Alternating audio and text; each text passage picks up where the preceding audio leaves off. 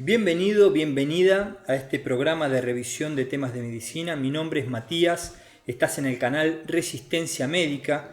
Es un placer para mí que me acompañes estos 40-45 minutos para ver una de las patologías más frecuentes en la práctica médica. No importa la especialidad, no importa en el grado en el cual estés, como médico te vas a deparar con un paciente con esta patología más de una vez. Así que es importante que las conozcamos. Les estoy hablando de la neumonía adquirida en la comunidad.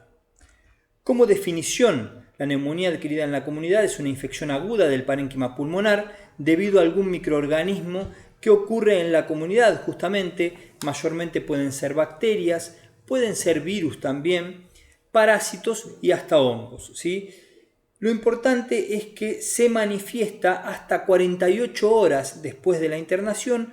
Pasada esas 48 horas de internación hospitalar, estaríamos hablando de otra entidad llamada neumonía intrahospitalar, que es tema de revisión cuando entremos al módulo de emergencia y terapia intensiva.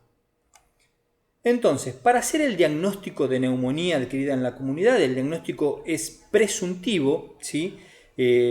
Acordándonos que el diagnóstico de certeza se hace a través de una biopsia transbrónquica, que nadie va a someter a su paciente a una broncoscopía para una biopsia, a no ser que sea necesario, a no ser que tengamos muchas dudas en el diagnóstico, y ahí sí pasaríamos para eso. Si no es el caso, el diagnóstico se hace basado en tres aspectos: la anamnesis, o sea, lo que el paciente nos relata, el examen físico y la imagen de tórax, ¿sí? En este caso la radiografía. En la anamnesis el paciente nos puede referir que presenta fiebre con escalofrío, generalmente si es de causa bacterial, una fiebre un poco más alta, tos con expectoración purulenta, dolor en puntada de costado a la inspiración profunda, sobre todo cuando se acompaña de derrame pleural complicado, por ejemplo en empiema. Al examen físico vamos a descubrir una disminución de la expansibilidad torácica, reales crepitantes focalizados, un murmullo vesicular disminuido en el área acometida, y para aquel oído más entrenado podríamos también encontrar un soplo tubario, ¿sí? Y hasta acá el 40% de los médicos están capacitados para hacer el diagnóstico de neumonía y ya podríamos iniciar el tratamiento. Sin embargo, una radiografía de tórax siempre tiene que acompañar el diagnóstico, más que nada no tanto para confirmarlo, sino para descartar complicaciones, ¿sí? Para saber el grado de acometimiento pulmonar, saber si es lobar, si es bilateral, si es multilobar, si se acompaña también de derrame pleural, etc., ¿sí? Y siempre que pedimos una radiografía de tórax, es importante pedir la incidencia antero-posterior, en la que el paciente se encuentra de frente al chasis. El técnico de radiología le pide al paciente que apoye ambos deltoides en el chasis para que las escápulas se abran, que haga una inspiración profunda para que los arcos costales se separen y nosotros tengamos una mejor visión del parénquima, ¿sí? Y acompañar esa incidencia antero-posterior siempre con una incidencia de perfil. Te voy a explicar por qué en el slide que sigue, ¿sí? Ahora, no siempre esto va a ser posible. Por ejemplo, en el paciente que está internado en la emergencia, que está intubado, que está en terapia intensiva, en la cual la radiografía se hace con un aparato portátil, la incidencia va a cambiar y va a ser antero-posterior, ¿sí? Tiene algunos detalles, para leerlo se lee un poco diferente a la incidencia posterior-anterior, pero bueno, eso es otro tema, ¿sí? Bien, entonces, para explicarte el por qué tenemos que pedir siempre la incidencia de perfil, te voy a mostrar estas dos imágenes. En la imagen de la izquierda, de tu izquierda, tenemos una radiografía de pulmón en incidencia posterior-anterior, en la que vemos un infiltrado algodonoso en regiones medias del pulmón derecho, borrando la silueta cardíaca en lo que se llama el señal o el signo de la silueta cardíaca, ¿sí? Esto nos habla de la topografía. Probablemente esta neumonía sea del lobo medio del pulmón, ¿sí? Y lo confirmamos en una radiografía de perfil en la cual justamente vemos ese infiltrado en el lobo medio del pulmón, ¿sí?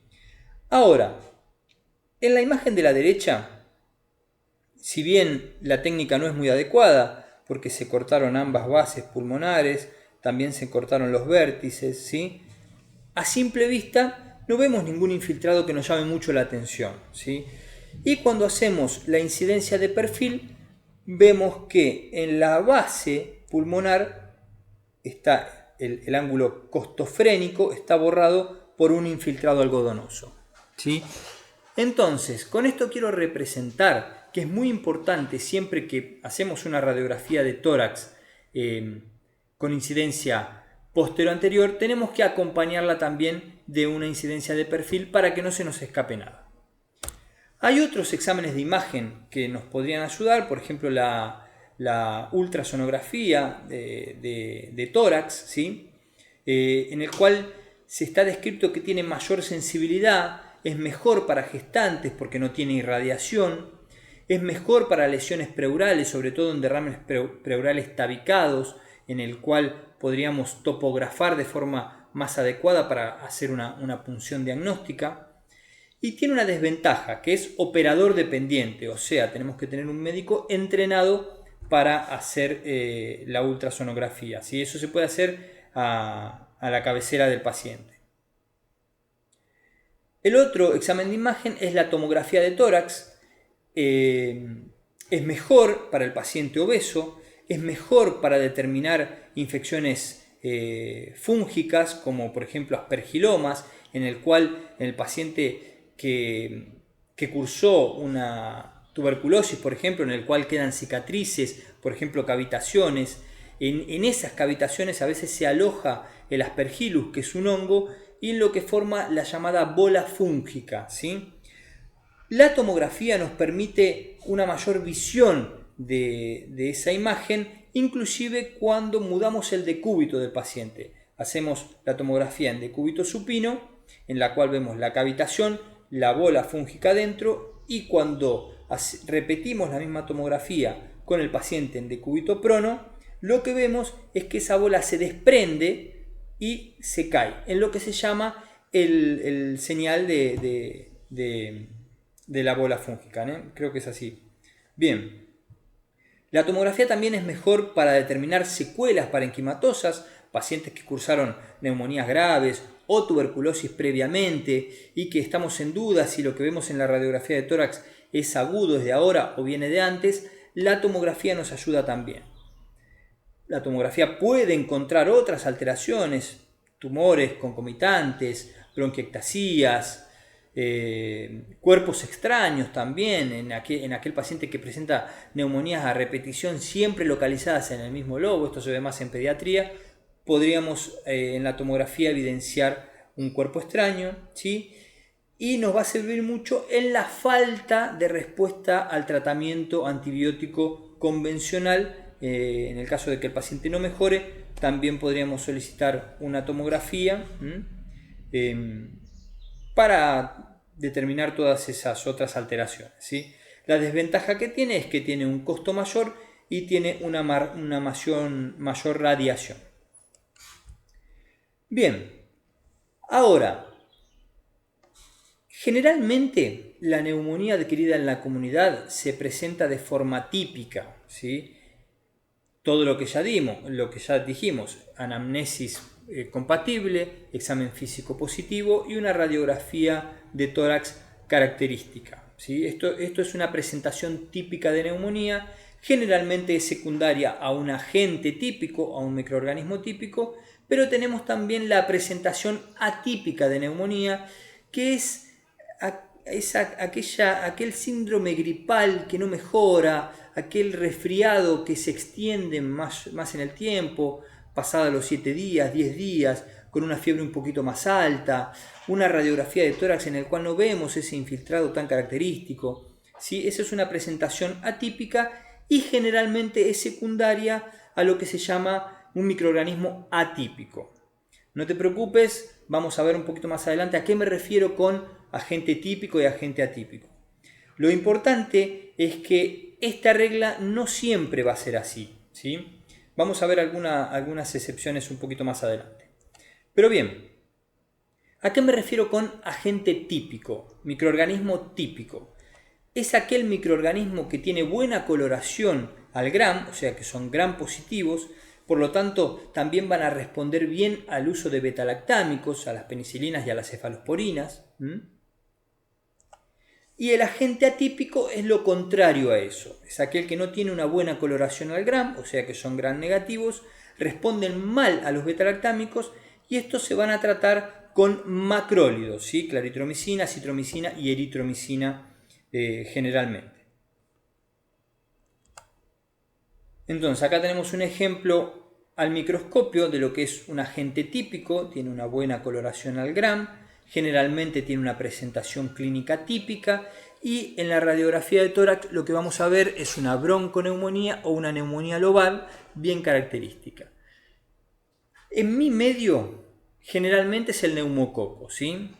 Pero bueno, esto cambia un poco en dependencia a cada paciente y en dependencia al medio en el cual trabajes. Y abajo tenemos el ejemplo de un agente atípico, con una presentación atípica, no tiene buena coloración al gram, ¿sí? Y en la radiografía de tórax el patrón no va a ser de neumonía lobar, sino va a ser un patrón intersticial. Acá tengo dos ejemplos, en el cual en la radiografía de la izquierda, es una radiografía de pulmón con incidencia anteroposterior, en el que vemos un infiltrado de tipo algodonoso con broncograma aéreo, si lo ves en detalle, del lóbulo medio, fíjense que borra también la silueta cardíaca. Esto puede ser secundario a la infección de Streptococcus pneumoniae, que es el neumococo. Y al lado también tenemos una radiografía de pulmón con incidencia posterior, en el que vemos un infiltrado intersticial, ¿sí? No tenemos un bloc neumónico característico. Yo borré el diagnóstico acá, lo hice a propósito, pero es secundario a una infección por micoplasma, que es un agente atípico. Vamos a ver un poquito más adelante algunas características bien básicas para hacer en la revisión un poquito más completa. Bien, entonces una vez que hicimos el diagnóstico, tenemos que elegir el tratamiento. Elegir el tratamiento no solo tenemos que pensar en el tipo de antibiótico que vamos a usar, sino en dónde vamos a tratar a ese paciente, sino que lo vamos a internar, no lo vamos a internar, lo mandamos para la casa, ¿sí? Para eso nos vamos a valer de los scores y las características clínicas del caso en el cual estamos hablando. Hay varios scores que nos pueden ayudar a saber si tenemos que internar a ese paciente o no. Yo te voy a hablar de uno, que es el más conocido por todos. Sin embargo, no te olvides que la intuición clínica sobrepasa todos los scores, ¿sí? Y todos los protocolos también. Eso es una regla en medicina. La intuición como médico, el sexto sentido que tenemos los médicos, va a sobrepasar todos los scores pronósticos y todos los protocolos, ¿sí? Para eso hay que tener una cierta experiencia, pero bueno.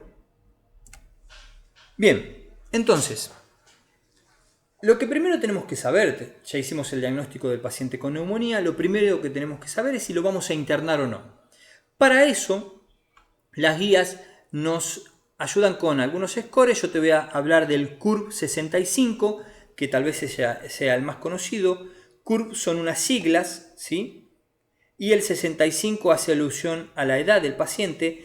Estas siglas fueron escritas por los ingleses. Y si uno pone CURB en el Wikipedia, lo que nos sale es esta foto. Entonces vos me vas a preguntar, ¿qué quiere decir? Alcantarilla, no sé cómo se dice en el país en el cual te encuentres. Pero no es eso. CURB es el cordón de la acera, el cordón de la vereda. Es esta parte aquí. Y CURB es la forma que tienen los ingleses de decir que le van a dar alta al paciente, ¿sí? Es la forma que ellos tienen de decir lo vamos a mandar para la calle, lo vamos a mandar para la vereda, para la acera, fuera del hospital, ¿sí? Entonces, a ellos le calzó justito las siglas, los gringos siempre hacen eso, nosotros tenemos que hacer 1000 malabares para que esas siglas nos calcen bien, pero en este caso quedó bastante bien. Mira, la C viene de confusión mental. La U viene de urea, el punto de corte es mayor a 20 miligramos por decilitro. La R viene de respiraciones por minuto, el punto de corte es 30 respiraciones por minuto, arriba de eso ya comienza a puntuar. La B en inglés es blood pressure, nosotros lo adaptamos al español y pusimos baja presión arterial, el punto de corte es 90 de sistólica y 60 milímetros de mercurio de diastólica. Para abajo ya puntúa, y el número hace alusión a la edad del paciente, mayor o igual a 65 años, ya puntúa. ¿Qué hacemos con todo esto? Cada ítem va a puntuar un punto, ¿sí? De 0 a 1 podríamos considerar mandar el paciente para la casa y hacer un tratamiento ambulatorial. Si suma 2 puntos, podríamos considerar internar a nuestro paciente, y mayor o igual a 3 puntos ya tendríamos que internarlo, ¿sí? Fíjate que yo te digo considerar. ¿A qué me refiero con considerar? El ojo clínico, el sentido común que tiene que tener el médico. El sentido común es el menos común de los sentidos, ¿sí? Pero bueno, lo que tenés que tener en consideración justamente es la distancia en la cual el paciente está de un servicio de emergencia, saber si entiende la receta que uno le hace, saber si puede llegar a acompañar ese tratamiento. Hay pacientes que por ahí no saben leer o que no ven bien y que se pueden confundir a la hora de tomar el tratamiento, confunden los antipiréticos o los antiinflamatorios con los antibióticos o con otro tipo de medicación, ¿sí? Si el paciente está vomitando, si no tolera la vía oral. Son todas cositas que uno tiene que tener en cuenta a la hora de decidir si vamos a mandar para la casa al paciente o lo vamos a internar, ¿sí? Bien, ahora existe otro score que es para simplificar el CURB 65, que es sacándole la urea en lo que se llama CRB 65. No va a mudar el sistema de puntuación, ¿sí? Pero es más fácil de hacer porque no necesitamos el laboratorio. Ya en cualquier consultorio o en una visita domiciliar podríamos sacar el score para tener una noción más si tendríamos que internar a ese paciente o no. Ahora, si decidí que lo voy a internar, lo próximo que tengo que saber es si lo voy a internar en terapia intensiva. Y acá, todo recién graduado, yo pasé por lo mismo, nos entra ese nerviosismo, nos entra ese miedo, porque tenemos que ir a hablar con el John Wick de la guardia, con el John Wick del hospital, el ogro del hospital, que es el intensivista.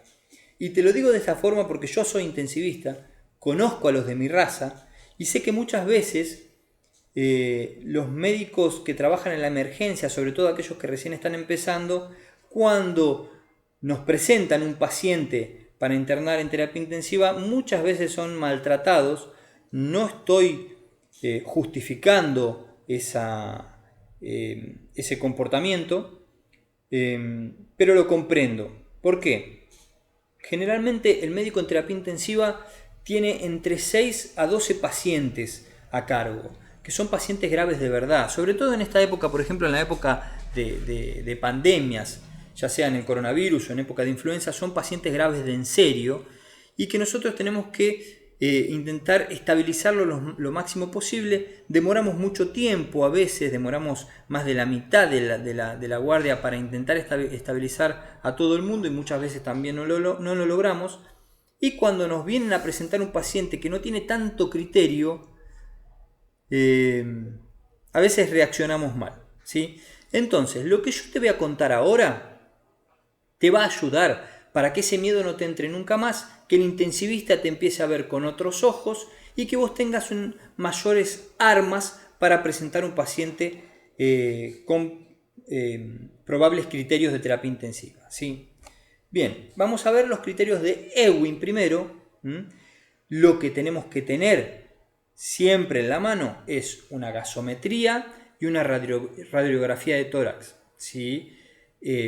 Para internar a un paciente en terapia intensiva esto es mandatorio, a no ser que no nos dé tiempo. Es difícil que no te dé tiempo a sacar una gasometría y a sacar una radiografía de tórax. Por eso es que siempre yo insisto en que el médico que está en una emergencia, que está al frente de una emergencia, necesita saber sacar sangre, necesita saber sacar una gasometría, justamente por esto. Que no sepamos intubar es aceptable, te va a ayudar mucho saber intubar, pero que no sepamos es aceptable. Que no sepamos hacer un acceso venoso profundo es aceptable, ¿sí? Ahora, sacar una gasometría es mandatorio. Saber leer una radiografía de tórax es mandatorio, igual que saber leer un electrocardiograma. Es mandatorio para todo aquel que está trabajando en una emergencia, ¿sí? Entonces, si vas a presentar un paciente para el intensivista, lleva estas dos cosas en mano, ¿sí? Te va a ayudar muchísimo. Bien, vamos a ver los criterios de Ewing. Tiene criterios mayores y criterios menores. Los criterios mayores son necesidad de ventilación mecánica, es obvio que va a necesitar de terapia intensiva, y shock séptico. Yo creo que no hay dudas con respecto a esto, ¿sí? Cualquiera de estos dos ya es criterio para internar el paciente en terapia intensiva. Los criterios menores son una PAFI menor a 250. PAFI viene de las siglas de presión arterial sobre fracción inspirada de oxígeno. Se llama PAFI, PF o presión arterial sobre fracción inspirada de oxígeno. Es una cuenta que se hace, es un índice, una razón, que cuando se da menor a 250 ya estaríamos entrando a lo que es el paciente con distrés, ¿sí? Menor a 300, ya lo vamos a ver cuando veamos el módulo de terapia intensiva, y ese puntúa como criterio menor un acometimiento multilobar en la radiografía de tórax o una presión arterial menor a 90 por 60 milímetros de mercurio que responde a la reposición volémica. Entonces, teniendo un criterio mayor o tres menores, ya tenemos conformado el criterio de internación en terapia intensiva. Hay otro criterio también, en la verdad hay varios, yo puse los más característicos, ¿sí? Que es el criterio de la ATS, también es un criterio mayor o tres menores, en el cual no varía mucho con respecto al anterior. Tenemos el shock séptico, la necesidad de ventilación mecánica, y los criterios menores son un poco mayores en cantidad, ¿no? Tenemos una frecuencia respiratoria mayor o igual al 30, una presión arterial de oxígeno sobre una fracción inspirada de oxígeno menor a 250 o el requerimiento de ventilación mecánica no invasiva, confusión, desorientación, una urea mayor o igual a 43 miligramos por decilitro, leucopenia menor a 4000, trombocitopenia menor a 100.000, hipotermia con una temperatura central menor a 36. Fíjate que tiene que ser temperatura central, ya sea por esofágica, rectal, auricular puede ser, o Swan-Ganz en el caso de que el paciente tenga, que no creo que en una emergencia haya un paciente con Swan-Ganz, pero es importante que sea temperatura central porque la temperatura periférica va a estar, ¿cómo se llama? No va a ser real, ¿sí? Porque el paciente a veces está hipoperfundido, el aire acondicionado de la sala también influencia, ¿sí? Y hipotensión con necesidad de reposición volumétrica, reposición de volumen. Bueno, ahora vamos a ver el tratamiento ambulatorial con los antibióticos, ¿sí? Generalmente es de inicio empírico, que quiere decir que no necesito una investigación etiológica, voy a iniciar el tratamiento de forma empírica pensando en el germen más frecuente, ¿sí? Pienso en el germen más frecuente, en los factores de riesgos individuales, en las enfermedades asociadas de ese paciente y en los factores epidemiológicos. Por ejemplo, si el paciente viajó recientemente fuera del país o alguna región endémica para algún patógeno y si tiene alergia a alguna medicación. Tengo que tener en cuenta también los factores de riesgo para gérmenes atípicos, ¿sí? Que son internación hospitalaria en los últimos 90 días, uso previo de antibióticos en los últimos 90 días, los últimos 3 meses, inmunodepresión, nutrición enteral, hemodiálisis, o sea, todo aquel paciente que está asociado a cuidados de la salud, por ejemplo, en home care, o si en el swab nasal presentó un Staphylococcus aureus meticilino resistente, por alguna razón, ¿sí? La investigación etiológica, para resaltar, no hace falta para comenzar el tratamiento en la neumonía adquirida en la comunidad, pero hay algunas excepciones, ¿sí? Por ejemplo, en la neumonía grave, es aquel paciente que vamos a internar en el hospital, la mala respuesta al tratamiento antibiótico empírico y todo aquel paciente que se interna en terapia intensiva también necesita de una investigación etiológica.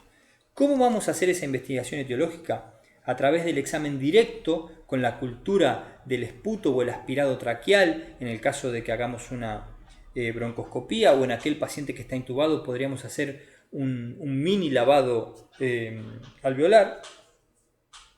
Hemoculturas, sabiendo que el rédito de la hemocultura para la neumonía es menor al 30%. Generalmente en los hospitales particulares se solicitan los antígenos urinarios para el Streptococcus pneumoniae o para Legionella. Los testes serológicos, sobre todo para el micoplasma, se hacen los paneles virales, o sea, el hisopado nasal, ¿sí? Para influenza o para el COVID-19. Los testes rápidos para tuberculosis también nos van a ayudar. El GenExpert, ya vamos a ver una revisión de tuberculosis, creo que es la revisión que sigue. Y podríamos solicitar galactomanana, un 3-beta-glucana en el caso de que pensemos en neumonía secundaria a una infección fúngica, a hongos, ¿sí? O infección micótica fúngica. Bien. Lo que yo te voy a mostrar ahora está sacado de las guías donde yo me desempeño, que es acá en Brasil, ¿sí? Pero si uno lee las guías norteamericanas, las europeas, las inglesas, las españolas, tienen algunas mudanzas, no tanto en el ranking de microorganismos, sino a la hora de tratar, ¿sí? Pero bueno, acá en Brasil el neumococo siempre va a estar a la cabeza, excepto en el recién nacido y en el paciente EPOC, que también eso muda un poquito. Le sigue el micoplasma, le sigue la clamidia o clamidofila neumófila, que es otro agente atípico, los virus, el Haemophilus influenzae, que es un agente típico, es el principal en el paciente EPOC, y la Legionella, que es un microorganismo atípico pero con presentación típica, produce una neumonía típica y grave, que generalmente va a ser tratada en terapia intensiva. Vamos a ver algunas características de cada uno. Bien, el neumococo es el Streptococcus pneumoniae, es un diplococo gram positivo y generalmente se va a manifestar con una presentación típica. Digo generalmente porque en realidad el neumococo puede cualquier cosa, ¿sí? Es el más frecuente, se puede manifestar de cualquier manera, en la radiografía de tórax puede manifestar también de cualquier manera, pero lo más frecuente es que presente una presentación típica justamente. El Haemophilus influenzae es un coco bacilo gram negativo, por lo tanto es un microorganismo atípico y es la primera causa de neumonía adquirida en la comunidad en el paciente EPOC. Tenemos la Moraxella catarrhalis, que es un diplococo gram negativo también, se va a ver más en el paciente EPOC. La Klebsiella pneumoniae es un gram negativo, es un enterococo, se ve en pacientes alcohólicos y en diabéticos, ¿sí? Y en la radiografía de tórax puede presentar una neumonía del lóbulo pesado, tengo una imagen acá, que es característica pero no es patognomónica, el estreptococo también lo puede presentar. Fíjate que acá tenemos una neumonía de lobo superior, ¿sí? Creo que es el lobo superior, tendríamos precisaríamos la de perfil para confirmarlo, en el cual vemos un abaulamiento, ¿sí? Una concavidad hacia abajo de la cisura, en lo que se llama lobo o lóbulo pesado, ¿sí? Eso es característico de la Klebsiella pneumoniae, no es patognomónico. El Staphylo aureus meticilino resistente se puede dar en la comunidad, ¿sí? Es un coco gram positivo, presenta una neumonía necrosante de rápida evolución, generalmente el paciente viene toxémico, se va a ver más en usuarios de drogas endovenosas o en aquellos pacientes que aspiran cocaína, en el cual el canudo que utilizan generalmente lastima la fosa nasal, que es donde habita el estáfilo, y aprovecha y entra al torrente sanguíneo, ¿sí? Tenemos que buscar lesiones cutáneas, ¿sí? Sobre todo en la entrepierna, en la región anal, en las axilas, y se ve en pacientes que